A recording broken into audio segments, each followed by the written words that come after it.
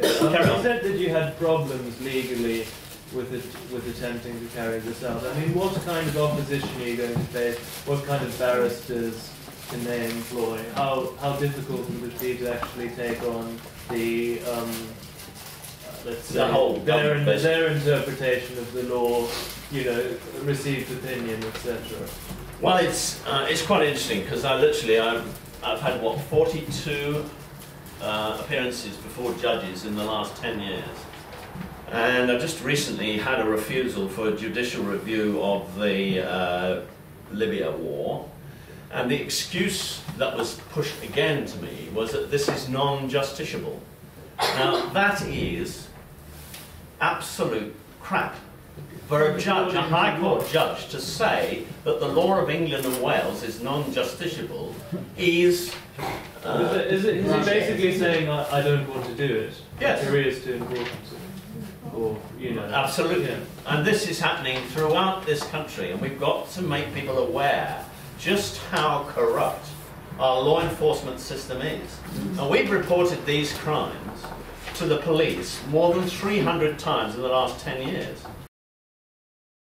But the police and the Crown Prosecution Service and the Attorney General's Department and the judiciary are refusing to implement the laws of war in this country.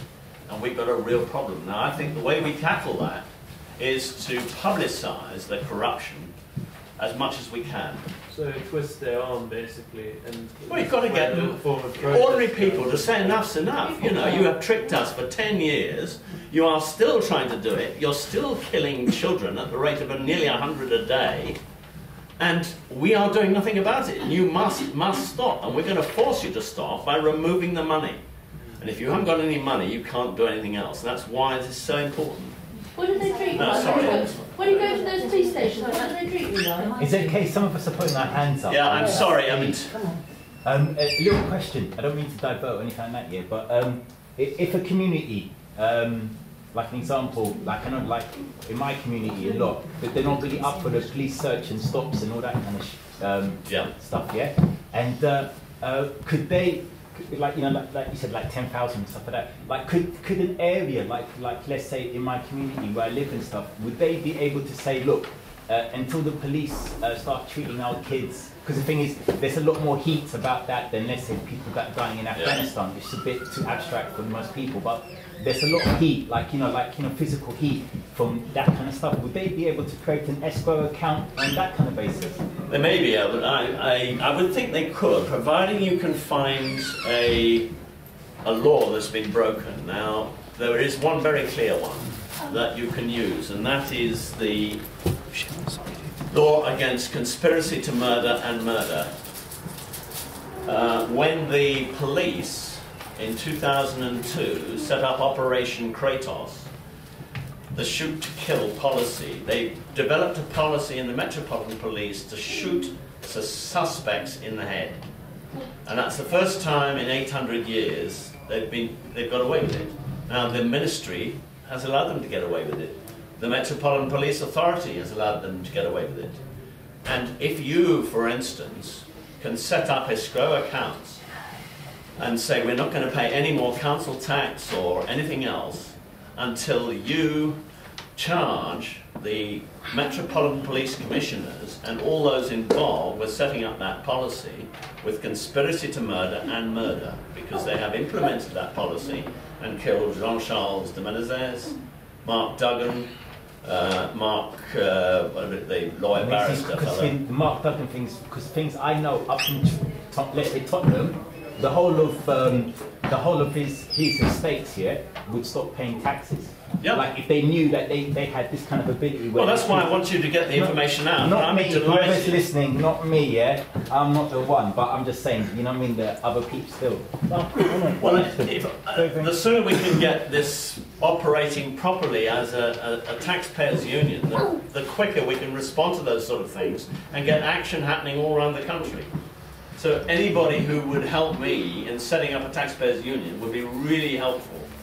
Because I can't do it all on my own, and I'm useless. It keeps getting closed down. So I'm looking for, perhaps people could give me their name and email contact before they leave tonight, just so that I can then contact you and we can get some work going. Sorry, there was somebody else you wanted. The various times you've been into the police station, you know, putting your case, what was their attitude towards you? Oh, it varied enormously. I mean, I've been thrown out of several. We've actually been physically thrown out. There's a nice little film on YouTube of the two senior officers at Belgravia police station throwing us out of their police station, literally, for trying to film.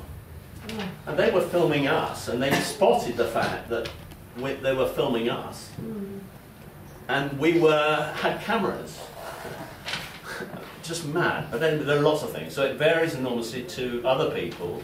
A couple of people, colleagues of mine, went into Maryland police station, and they happened to have, there was a Danish policewoman on the desk. She didn't know the system, and of course she took down all the details, and she called in an Irish chief inspector who had just come on duty, who was just about to leave the Metropolitan Police after 26 years and thoroughly pissed off. And he said, I've given my passport in, and I will make sure this gets to the right people. Now, it went to a unit at Scotland Yard called the War Crimes and Crimes Against Humanity Unit.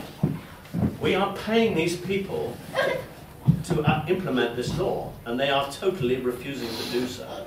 That is the corruption in the police. The more we can get this out on the internet, on YouTube, and force the police to uphold the law, all we want is one police officer, one prosecutor, and one judge in this country prepared to enforce the law.